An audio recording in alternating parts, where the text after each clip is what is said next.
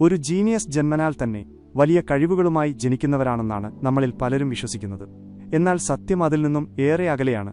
ചരിത്രത്തിലെ ഏറ്റവും മികച്ച ബുദ്ധിരാക്ഷസന്മാരായ Albert Einstein, Leonardo da Vinci, Nikola Tesla, Steve Jobs ഇവരുടെയൊക്കെ തലച്ചോറ് പ്രവർത്തിച്ചിരുന്നത് തികച്ചും വ്യത്യസ്തമായ രീതിയിലായിരുന്നു.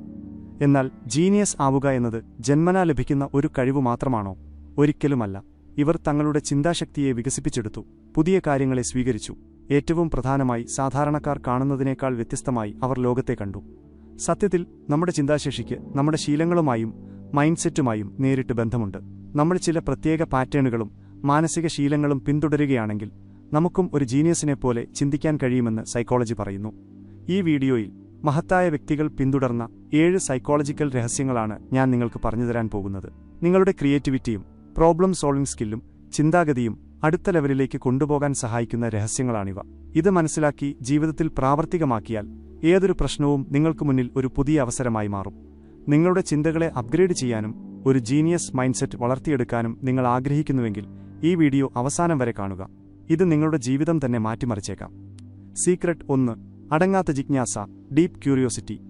ഏതൊരു ജീനിയസിന്റെയും ജീവിതം പരിശോധിച്ചാൽ അവരിലെല്ലാം പൊതുവായ ഒരു കാര്യം നിങ്ങൾക്ക് കാണാം: അതിരില്ലാത്ത ജിജ്ഞാസ. എല്ലാ കാര്യങ്ങളെക്കുറിച്ചും അറിയാനും മനസ്സിലാക്കാനും അതിന്റെ ആഴങ്ങളിലേക്ക് പോകാനും അവർക്ക് വല്ലാത്തൊരു ആവേശമായിരിക്കും.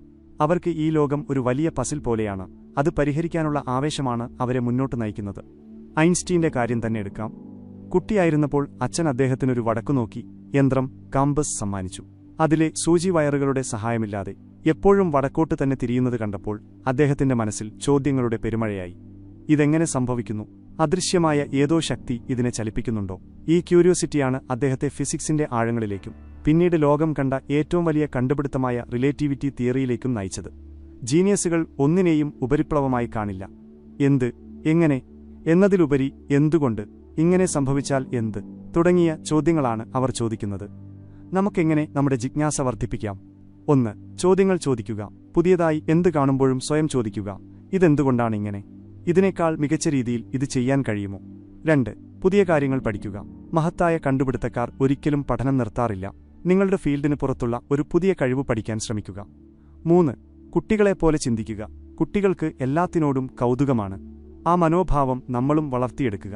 ഓർക്കുക, എത്രത്തോളം ജിജ്ഞാസയുണ്ടോ അത്രത്തോളം അറിവും കൂടും. അതാണ് ഒരു സാധാരണക്കാരനും ജീനിയസും തമ്മിലുള്ള വ്യത്യാസം. സീക്രട്ട് 2. സർഗാത്മകമായ ചിന്ത, ക്രിയേറ്റീവ് തിങ്കിംഗ്. ജീനിയസുകൾ എപ്പോഴും കാര്യങ്ങളെ വ്യത്യസ്തമായൊരു കോണിലൂടെ നോക്കിക്കാണുന്നവരാണ്. എല്ലാവരും പോകുന്ന വഴിയെ പോകാൻ അവർ ഇഷ്ടപ്പെടില്ല. നിയമങ്ങൾ അനുസരിക്കുന്നതിനു പകരം നിയമങ്ങൾ പൊളിച്ചെഴുതാനും പുതിയവ സൃഷ്ടിക്കാനുമാണ് അവർ ശ്രമിക്കുന്നത്. ലിയോനാർഡോ ഡാ വിഞ്ചിയെ നോക്കൂ. കല, ശാസ്ത്രം, എഞ്ചിനീയറിംഗ്, ശരീരശാസ്ത്രം എന്നിങ്ങനെ വ്യത്യസ്ത മേഖലകളിൽ അദ്ദേഹം ഒരേ സമയം മാസ്റ്ററായിരുന്നു.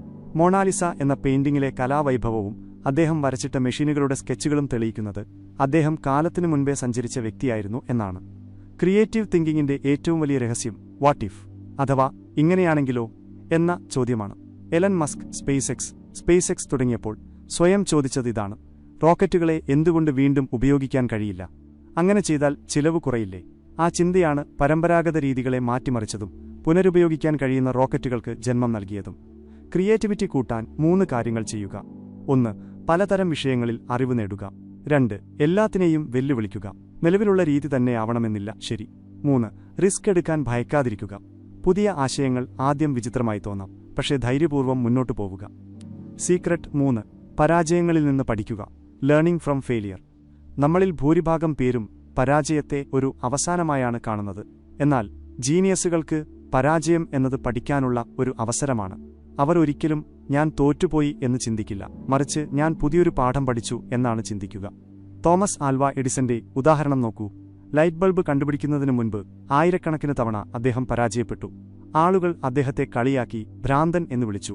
എന്നാൽ എഡിസൺ പറഞ്ഞത് ചരിത്രമാണ്: ഞാൻ പരാജയപ്പെട്ടതല്ല, പ്രവർത്തിക്കാത്ത 10,000 വഴികൾ ഞാൻ കണ്ടെത്തിയതാണ്. നിക്കോള ടെസ്ലയായാലും സ്റ്റീവ് ജോബ്സ് ആയാലും പരാജയങ്ങളെ വിജയത്തിലേക്കുള്ള ചവിട്ടുപടികളാക്കിയവരാണ്. സ്വന്തം കമ്പനിയിൽ നിന്ന് പുറത്താക്കപ്പെട്ടിട്ടും സ്റ്റീവ് ജോബ്സ് തളർന്നില്ല. അത് ലോകം മാറ്റുന്ന കണ്ടുപിടുത്തങ്ങൾക്ക് കാരണമായി. ഈ മനോഭാവം എങ്ങനെ വളർത്താം? 1. പരാജയത്തെ ഒരു വിവരമായി ഡാറ്റ കാണുക. ഏതു വഴിയാണ് തെറ്റെന്ന് അത് നിങ്ങൾക്ക് കാണിച്ചു തരുന്നു. 2. പരാജയത്തെ വ്യക്തിപരമായി എടുക്കാതിരിക്കുക. തോൽവിയെന്നാൽ നിങ്ങൾ മോശമാണെന്നല്ല അർത്ഥം. 3.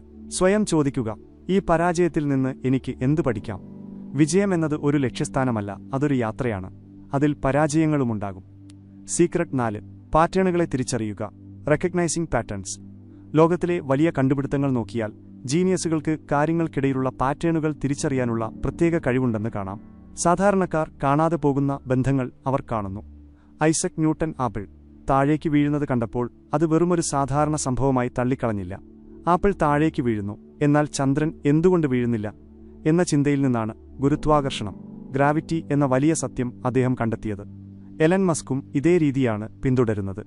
ഓട്ടോമൊബൈൽ, സ്പേസ്, എനർജി എന്നീ വ്യത്യസ്ത മേഖലകളിലെ കോമണായ കാര്യങ്ങളെ അദ്ദേഹം കൂട്ടിയിണക്കി. പാറ്റേണുകൾ കണ്ടെത്താൻ നമ്മുടെ തലച്ചോറിനെ എങ്ങനെ പരിശീലിപ്പിക്കാം? 1. ശ്രദ്ധാപൂർവം നിരീക്ഷിക്കുക. 2. വിവിധ വിഷയങ്ങളെ തമ്മിൽ ബന്ധിപ്പിക്കാൻ ശ്രമിക്കുക. 3. മൈൻഡ് മാപ്പുകൾ, മൈൻഡ് മാപ്സ് വരയ്ക്കുക. 4. സംഗീതം, ഗണിതം തുടങ്ങിയ വിഷയങ്ങളിൽ താൽപ്പര്യം കാണിക്കുക. ഇവ പാറ്റേൺ തിരിച്ചറിയാനുള്ള കഴിവ് കൂട്ടും. സീക്രട്ട് 5. ആഴത്തിലുള്ള ചിന്ത, ഡീപ് തിങ്കിങ്. ഭൂരിഭാഗം ആളുകളും കാര്യങ്ങളെ ഉപരിപ്ലവമായിട്ടാണ് കാണുന്നത്. എന്നാൽ ജീനിയസുകൾ വിഷയങ്ങളുടെ ആഴങ്ങളിലേക്ക് ഇറങ്ങിച്ചെല്ലുന്നു. ഇതിനെയാണ് ഡീപ് തിങ്കിങ് എന്ന് പറയുന്നത്. സ്റ്റീവ് ജോബ്സ് ആപ്പിൾ ഉൽപ്പന്നങ്ങൾ ഡിസൈൻ ചെയ്തപ്പോൾ വെറുതെ ഭംഗി മാത്രമല്ല നോക്കിയത്, ഉപഭോക്താക്കൾക്ക് അത് ഉപയോഗിക്കാൻ എത്ര എളുപ്പമായിരിക്കണം എന്ന് അദ്ദേഹം ആഴത്തിൽ ചിന്തിച്ചു. ഐൻസ്റ്റീൻ പറയുമായിരുന്നു, ഒരു പ്രശ്നം പരിഹരിക്കാൻ എനിക്ക് 1 മണിക്കൂർ ലഭിച്ചാൽ 55 മിനിറ്റും ഞാൻ ആ പ്രശ്നത്തെക്കുറിച്ച് ചിന്തിക്കാൻ ഉപയോഗിക്കും. വെറും 5 മിനിറ്റ് മാത്രമേ പരിഹാരത്തിനായി മാറ്റിവെക്കൂ. ഇതിനായി 1. പെട്ടെന്നുള്ള മറുപടികൾക്ക് പകരം ആഴത്തിൽ ചിന്തിക്കുക. 2. ഒറ്റയ്ക്കിരുന്ന് ചിന്തിക്കാൻ ദിവസവും സമയം കണ്ടെത്തുക. 3. എഴുതിവെക്കുന്ന ശീലമുണ്ടാക്കുക. ഇത് ചിന്തകൾക്ക് വ്യക്തത നൽകും. സീക്രട്ട് 6. ഏകാഗ്രതയും ധ്യാനവും, ഫോക്കസ് ആൻഡ് മെഡിറ്റേഷൻ. ഏതൊരു ജീനിയസിനും അസാമാന്യമായ ഫോക്കസ് അഥവാ ഏകാഗ്രതയുണ്ട്. ഒരു കാര്യത്തിൽ മുഴുകിയാൽ ലോകത്ത് മറ്റൊന്നും അവർ അറിയില്ല. നിക്കോള ടെസ്ല തന്റെ പരീക്ഷണങ്ങളിൽ മണിക്കൂറുകളോളം മുഴുകുമായിരുന്നു. മനസ്സിൽ തന്നെ അദ്ദേഹം ഉപകരണങ്ങൾ നിർമ്മിക്കുകയും പ്രവർത്തിപ്പിക്കുകയും ചെയ്യുമായിരുന്നു. ഐൻസ്റ്റീനും സ്റ്റീവ് ജോബ്സുമെല്ലാം മെഡിറ്റേഷനും ഏകാഗ്രതയും ശീലമാക്കിയവരായിരുന്നു. നിങ്ങളുടെ ഫോക്കസ് വർദ്ധിപ്പിക്കാൻ 1. മൾട്ടിടാസ്കിംഗ് ഒഴിവാക്കുക. ഒരേ സമയം ഒരു കാര്യത്തിൽ മാത്രം ശ്രദ്ധിക്കുക. 2. മെഡിറ്റേഷൻ. ദിവസവും 10 മുതൽ 15 വരെ മിനിറ്റ് ധ്യാനിക്കുക. 3. Deep work.